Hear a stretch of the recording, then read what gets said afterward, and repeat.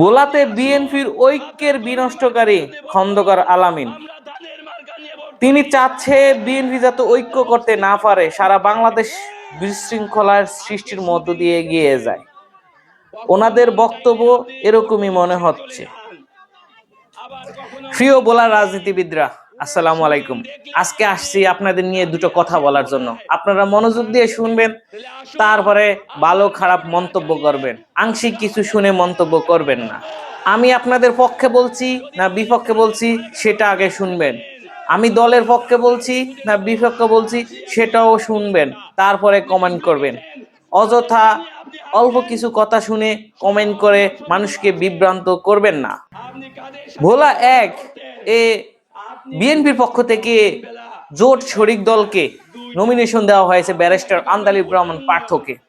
এদিকে মূল বিএনপিতে যারা ছিল তারা তো একদম মরিহা হয়ে উঠছে তাদের নমিনেশন ছিনিয়ে নেওয়ার জন্য। কেননা তারা নির্বাচন করতে চাচ্ছে ধান নিয়ে। তারা কেউ কেউ গায়ে কাফনের কাপড় জড়িয়ে রাস্তায় শুয়েছিল, কিন্তু ভাগ্যের কি নির্মম পরিহাস, তাদেরকেও রাস্তায় থাকতে দেয়নি পুলিশ। কেননা জানেন, এদের অহেতু আর অযৌক্তিক আন্দোলন, এটা পুলিশও তাদের নিয়ে হাসে। এছাড়া তাদের কোনো উপায় নাই।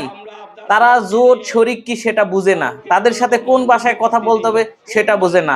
এরা হচ্ছে ভোলার বিএনপি। মনে রাখবেন, এটা শুধু ভোলার বিএনপি, সারা বাংলাদেশের বিএনপি না। ভোলার আংশিক বিএনপি, শুধু স্বার্থলোভী বিএনপি, যারা নিজেদের স্বার্থে বিএনপি কে ব্যবহার করে এবং বিএনপির নাম ব্যবহার করে ভোলাকে ধ্বংস করে দিচ্ছে। কোনো উন্নয়নমূলক কাজ নাই। যারা দান নিয়ে গোলাম নবী আলমগীরের পক্ষে কথা বলছেন, তাদেরকে আমি একটা কথা বলতে চাই, তাদের বাড়ির যে সামনের যে রাস্তাটা আছে, এই রাস্তাটাই তো সংস্কার করতে পারে না ঠিক মতো, এটা দিয়ে অটোই চলতে পারে না। আপনারা কারের দিয়া এই ভোলা উন্নয়ন করতে চান?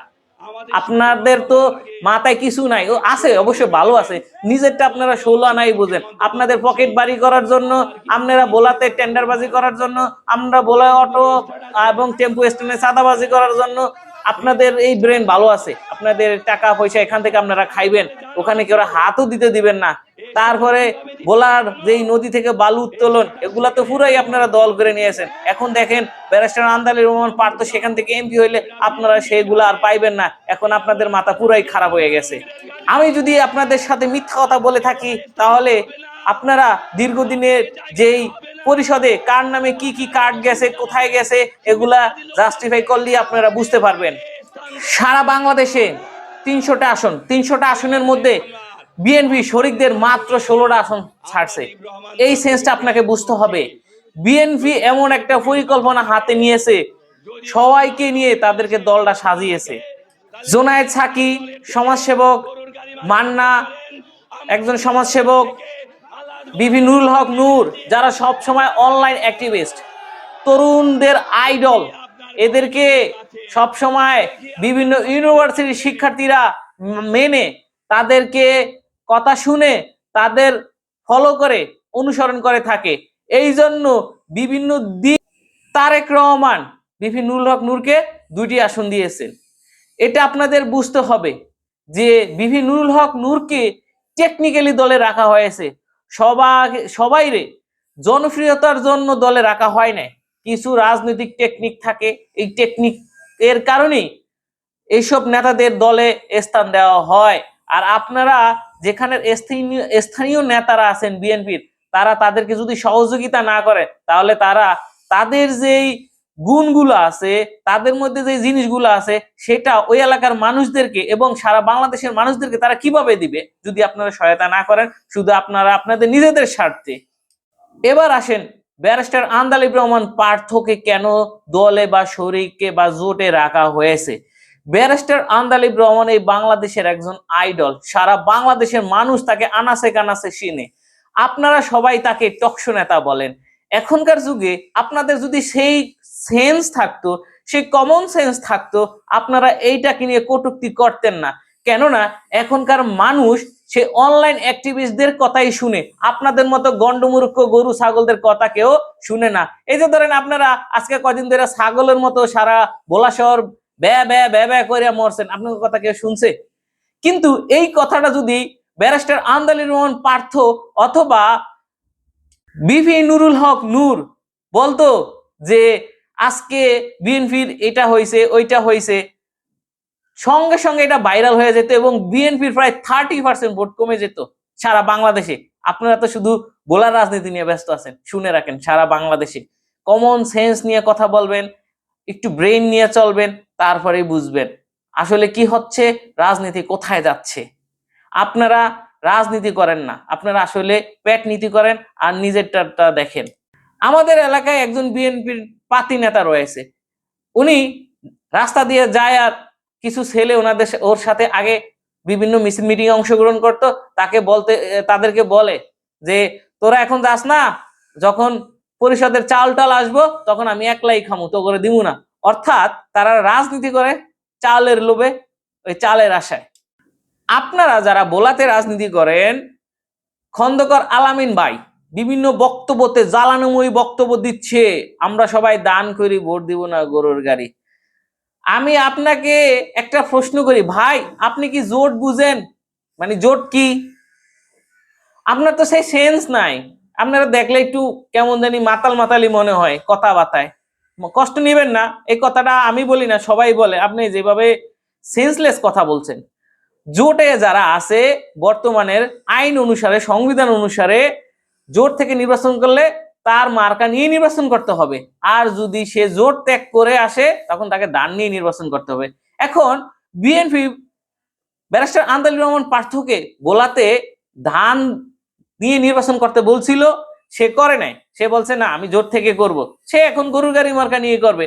অর্থাৎ গরু গাড়ি মার্কা আর দান এই মুহূর্তে একই জিনিস, সেটা আপনাকে বুঝতে হবে, সেটাকে আপনাকে ভেঙে বলতে হবে।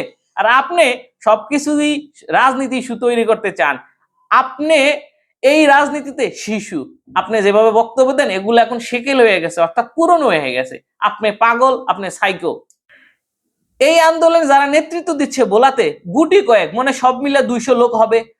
প্রত্যেকজনকে আপনি দৌড়ে দৌড়ে ইনভেস্টিগেশন যদি করেন তার এলাকায় গিয়ে, সব কয়জনের নামে আপনি কুকর্ম শুনবেন। 5ই আগস্টের পথে কতগুলো কুকর্ম তারা করছে, কতগুলো এই যে গরিব মানুষের চাল আর কাঠ তারা মেরে খাইছে।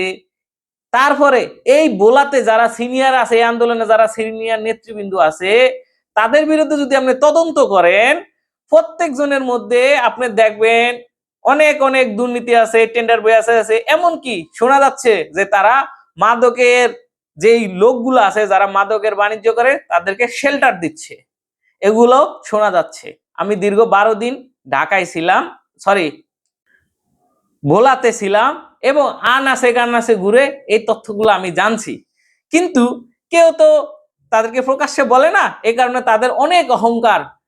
এবং একটা ভিডিওতে দেখছি কি, ব্যারিস্টার আমদালির রহমান পার্থকে চ্যালেঞ্জ ছুড়ে দিচ্ছে খন্দকার আলামিন যে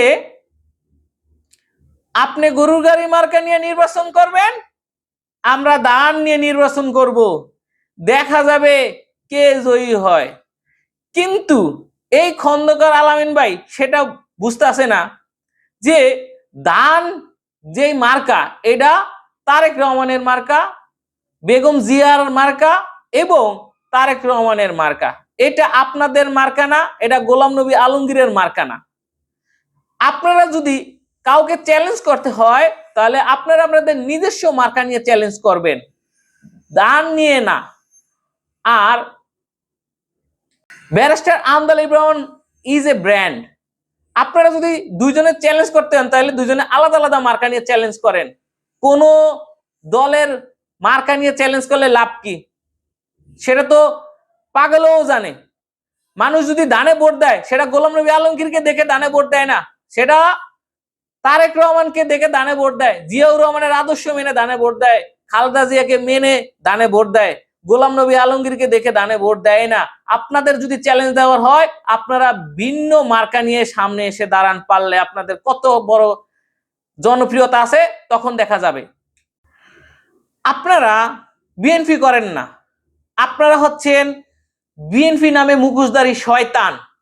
কেননা আপনারা বিএনপির কেন্দ্রীয় নির্দেশনা উপেক্ষা করছেন, তারেক রহমানের নির্দেশনা উপেক্ষা করে বলছেন আপনারা গরুর গাড়ি মার্কায় ভোট দিবেন না, তাহলে আপনারা তারেক রহমানকে বৃদ্ধাঙ্গুলি দেখাচ্ছেন।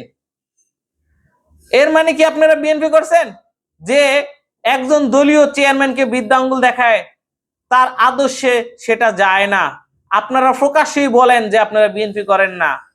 আপনারা বিএনপির নাম ব্যবহার করে চাঁদাবাজি, টেন্ডারবাজি, দুর্নীতি করেন। আর সেটা করার কারণে বিএনপির দুর্নাম হচ্ছে। আপনারা চলে যান বিএনপি ছেড়ে। আমাদের বিএনপি আপনাদের ছেড়ে হাল ছেড়ে বাঁচুক। আপনাদের মতো মুখোশধারী শয়তানদের প্রয়োজন নাই। যারা বিএনপির দুঃসময়ে এগিয়ে আসছে, এই ব্যারিস্টার আন্দালিব রহমান পার্থ বিএনপির দুঃসময়ে এগিয়ে আসছে।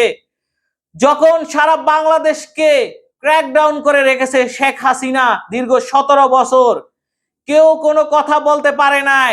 বিএনপির বাগা বাগা নেতারাও পর্যন্ত কোনো মুখ খুলতে নারাজ, তারাও পর্যন্ত শেখ হাসিনার সাথে আতাত করে রয়েছে। কিন্তু তখনই গর্জে উঠেছে ব্যারিস্টার আন্দালিব রহমান পার্থ, বিভিন্ন স্টেজে উঠে দাঁড়িয়ে বলছে শেখ হাসিনার বিরুদ্ধে, এগুলা আমাকে প্রমাণ করতে হবে না, এগুলা আপনারা অনলাইন দেখলে বুঝবেন। আপনাদের গোলাম নবী আলমগীরকে দেখান এরকম একটা জ্বালানিময়ী বক্তব্য দিতে তারেক রহমানের পক্ষে এবং খালেদা জিয়ার পক্ষে যে একটা বক্তব্য দিয়েছে। আপনারা সব জায়গায় তেলবাজি করেন আর চুরি সোসামির দান্দায় থাকেন। এই দেশের চিন্তা এবং বিএনপির চিন্তা আপনারা করেন না। আর আজ আপনারা ব্যারিস্টার আন্দালিব রহমান পার্থকে টকশো নেতা বলছেন। আপনারা তখন কোথায় ছিলেন? আমরা কি জানি না? আমরা বোলার ফোলাফান না? দীর্ঘ 17 বছর বোলাতে আপনারা টেন্ডার বাজি ঠিকই করছেন। আওয়ামী লীগের আমলে টেন্ডার পাইছেন, কাজ করছেন, তাদের মিলে জিলে কাজ করছেন, তাদের সাথে শেয়ার করে কাজ করছেন। এগুলো অতীত গাটলি বের হয়ে আসবে। আপনারা কয়দিন জেল খাটছেন? সবচেয়ে বড় কথা হচ্ছে এই জুলাইয়ের আন্দোলনে আপনারা কি করেছেন? আপনারা যে বলেন যে আমরা দীর্ঘ 17 বছর আন্দোলন করেছি, দীর্ঘ 17 বছর আন্দোলন করে আপনারা কি করেছেন? আর আপনারা নূর হোসেন আব্দুর রহিমের কথা বলেন, তাদের রক্ত বেঁচে খাওয়ার চেষ্টা করেন। নূর হোসেন আব্দুর রহিম কি আপনাদের জন্য শহীদ হয়েছে? নূর হোসেন আব্দুর রহিম শহীদ হয়েছে বিএনপির জন্য, দানের জন্য, এই জনগণের ভোটার অধিকার ফিরে পাওয়ার জন্য। আর আপনারা সেটাকে ডাল হিসেবে ব্যবহার করছেন। নূর হোসেন এবং আব্দুর রহিমকে মূল্যায়ন করবে বিএনপি, তারেক রহমান নিজে। আপনারা কে? আপনারা মাত্র প্রতিনিধি। আপনি করে দিলে আপনারা প্রতিনিধিত্ব করবেন, না দিলে আপনারা কেউ না। 5ই আগস্টে আপনারা তো রাস্তায়ও নামেন নাই। এই জুলাইয়ের আন্দোলনে আপনাদের বলায় কোনো আন্দোলনই দেখা যায় নাই। আপনারা বড় বড় কথা কইতাছেন।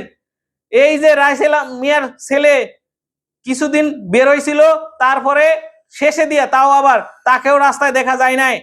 আর 5ই আগস্টের পরে আপনারা অনেক বড় নেতা হয়ে গেছেন। অথচ সেই 5ই আগস্টে বিভিন্ন নুরুল হক নূর, ব্যারিস্টার আন্দালিব রহমান পার্থ জেল খাইছে, রিমান্ড খাইছে।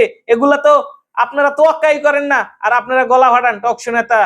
আপনি করে আমরা চিনি না, আপনি করে বলার মানুষ চিনে না।